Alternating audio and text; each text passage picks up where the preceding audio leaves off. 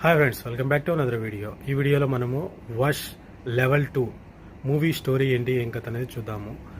ఇది 2022లో రిలీజ్ అయిన వష్ అనే మూవీ, గుజరాతీ మూవీకి సీక్వెల్గా సెకండ్ పార్ట్. ఇది ఆల్రెడీగా బాలీవుడ్లో సైతాన్ అనే మూవీతో అజయ్ దేవగన్ రీమిక్స్ రైట్స్ తీసుకొని రిలీజ్ చేశాడు. ఇది దానికి మామూలుగా ఒరిజినల్ మూవీకి 12 సంవత్సరాల తర్వాత నుంచి స్టార్ట్ అవుతుంది. మూవీ స్టార్ట్ అయిన పాటనే మనకు ఏ హీరో అతన్ని చంపేసి బందీ చేసిన తర్వాత 12 సంవత్సరాల నుంచి స్టోరీ రన్ అవుతుంది. 12 సంవత్సరాల తర్వాత నుంచి హీరో అతన్ని జాగ్రత్తగా బంధించి టార్చర్ పెడుతూ ఉంటాడు. అలాగే ఆ ప్రతాప్ అనే అతని కోసం ఎత్తుక్కుంటూ ఇంకొక అతను వచ్చి మొత్తం ఒక స్కూల్నే, అంటే దగ్గరగా ఒక 200 మంది 300 మంది ఉంటారు కదా, వాళ్ళందరినీ వశీకరణలు చేసుకొని, అంటే వాళ్ళు మధ్యాహ్నం తిన్న ఫుడ్లోనూ ఏదో కలిపి వశీకరణం చేసుకొని వాళ్ళకు ఒక టాస్క్లు ఇస్తాడు.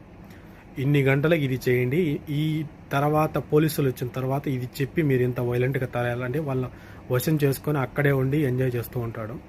ఇంటర్వెల్కు ఈ హీరోకి అన్నీ తెలిసి ఇవన్నీ ముందుకు వచ్చిన తర్వాత ఇంటర్వెల్లో హీరోతో డైరెక్టర్గా వచ్చి అంటే వాళ్ళ అన్న తనని ఎవరు ఏం కథ అనేది చెప్పి, అంటే నా అన్న నీ దగ్గర ఉన్నాడు ప్రతాప్ అనే అతను, ఆయన విడుదల చెయ్యి అట్టా ఇట్ట అని చెప్పి చెప్తాడు. అదంత సింపుల్గా జరగదు.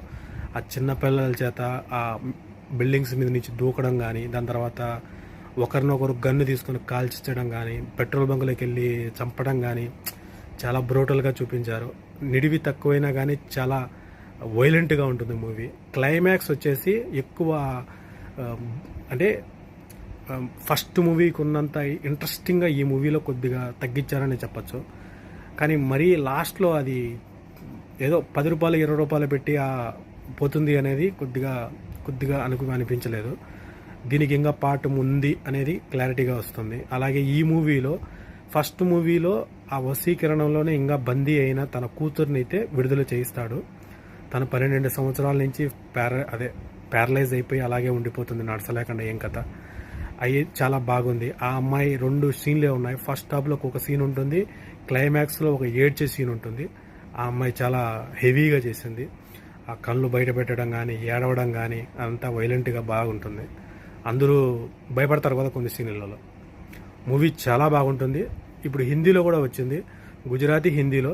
ఎందుకంటే సైతాన్ అనే మూవీ హిందీలో రీమేక్ చేశారు కాబట్టి దానికి బదులు వీళ్ళే హిందీలో రిలీజ్ చేశారు. ఇంకా అజయ్ దేవగన్ గారు ఏం చేస్తారో ఏమో చూడాలి.